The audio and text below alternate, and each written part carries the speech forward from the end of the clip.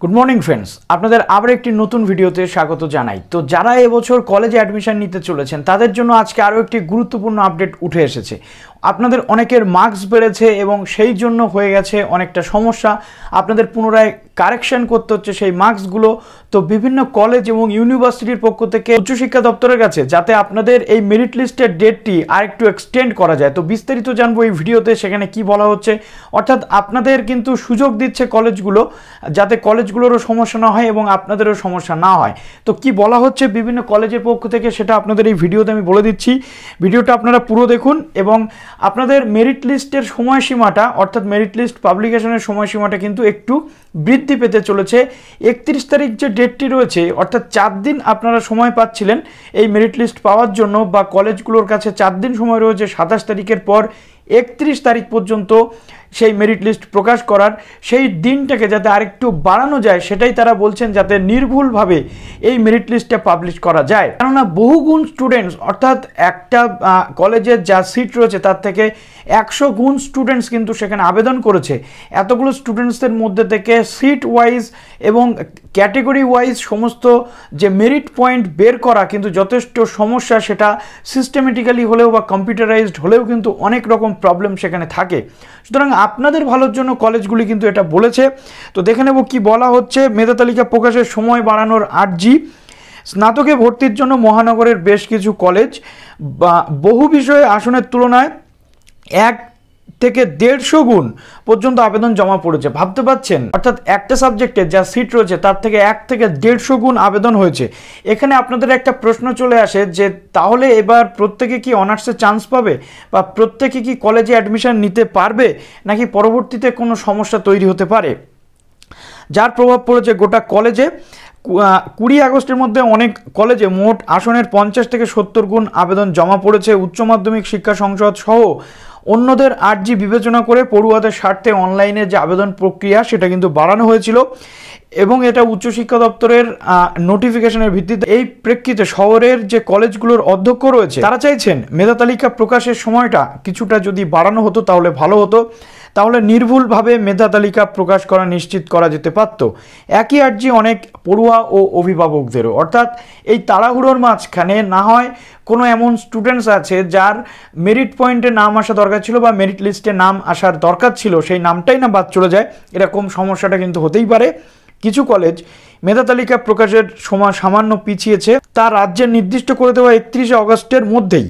এই সময়সীমাটা সামান্য বাড়লে সুবিধা হয় বলে অনেকের মত। অর্থাৎ 31 তারিখ থেকে আর কিছুটা বাড়ানোর আর্জি সেখানে করা হয়েছে। লেডি ব্রাভনের অধ্যক্ষা শিউলি সরকার বলেন, শুক্রবার দুপুর পর্যন্ত আমাদের 600 আসনে 30,000 আবেদন জমা পড়েছিল। একবার জাস্ট ভাবতে পারছেন, 600 আসনের জন্য 30,000 আবেদন। অর্থাৎ এই 30,000-এর মধ্যে থেকে 600 আসন কিন্তু বাঁচতে হবে, এর জন্য যথেষ্ট সময় কিন্তু দরকার। আগে মেধা তালিকা তৈরি করে প্রকাশের জন্য 11 দিন সময় পাওয়া যাচ্ছিল, পরবর্তীতে মাত্র 4 দিনের মধ্যে সেই কাজ করতে হবে, চাপ হয়ে গেল। স্কটিশ চার্চ কলেজের উপাধ্যক্ষ সুপ্রতিম দাসও বলেন, উচ্চ মাধ্যমিক অন্যান্য বোর্ডের পড়ুয়াদের রিভিউ এবং অন্য কারণে মার্কশিট বদলের জেরে আমাদেরও তার সঙ্গে সঙ্গতি রেখে মার্কশিট সংশোধনের কাজ চলছিল। অর্থাৎ এখান থেকে আপনারা কিন্তু বুঝতেই পাচ্ছেন যে যাদের মার্কস বেড়েছে তাদের মার্কস কিন্তু সংশোধন হচ্ছে, অর্থাৎ মার্কশিট সংশোধন হচ্ছে।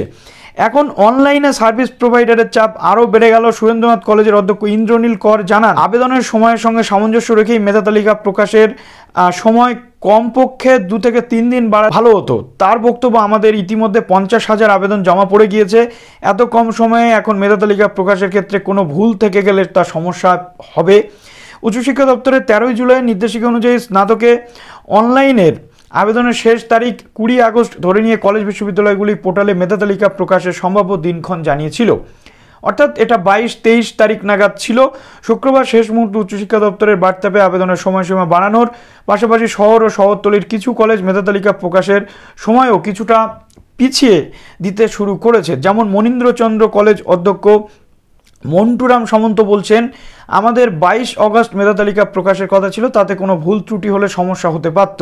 সংশোধিত ও চূড়ান্ত মেধা তালিকা 25 আগস্ট প্রকাশের কথা ছিল, দুটি 1 সপ্তাহ করে পিছিয়ে দিয়েছি। আচার্য জগদীশচন্দ্র বসু কলেজের অধ্যক্ষ পূর্ণচন্দ্র মাইতি বলেন, 24 আগস্ট আমাদের মেধা তালিকা প্রকাশের কথা ছিল, এখন তা পিছিয়ে দেওয়া হবে। বঙ্গবাসী কলেজের ভর্তি কমিটির কনভেনার পার্থ ঘোষ বলেন, আমাদের 21শে আগস্ট প্রভিশনাল ও 25শে আগস্ট সংশোধিত তালিকা প্রকাশের কথা ছিল, এখন তা বদল করে 28 তারিখ প্রভিশনাল এবং 31 তারিখ চূড়ান্ত মেধা তালিকা প্রকাশিত করতে হবে। অর্থাৎ এখানে সম্পূর্ণভাবে আপনাদেরকে একটা কথাই বলার যে যারা এখনও মার্কশিট সংশোধন করে উঠতে পারেননি তারা কলেজের সাথে কন্ট্যাক্ট করুন থ্রু ইমেল বা যে কোনো পদ্ধতিতে। আপনাদের মার্কশিট কিন্তু সংশোধনের কাজ চলছে, এটা থেকে কিন্তু পরিষ্কার হলো সেটা। অনেকের টেনশন ছিল যে মার্কশিট সংশোধন কি করে হবে, আপনারা কিভাবে সেখানে মার্কসটাকে সংশোধন করতে পারবেন। নতুন মার্কস হয়তো আপনাদের 10 নাম্বার কিংবা 15, কারোর 20 নাম্বার বেড়েছে। এই 10 নাম্বার, 15 নাম্বার, 20 নাম্বার কিন্তু যথেষ্ট গুরুত্বপূর্ণ। আপনারা দেখতেই পাচ্ছেন 600 আসনের জন্য যেখানে 30,000 আবেদন জমা পড়ছে, সেখানে এক একটা নাম্বার, হাফ নাম্বারের কিন্তু গুরুত্বটা অনেকখানি থেকে যায়। তো আজকের ভিডিওতে আপনাদের আমি সেটাই বলার চেষ্টা করলাম। যারা নতুন আছেন অবশ্যই চ্যানেলটিকে সাবস্ক্রাইব করে আমাদের সাথে জুড়ে থাকবেন। ভালো থাকবেন সবাই, অল দ্য বেস্ট।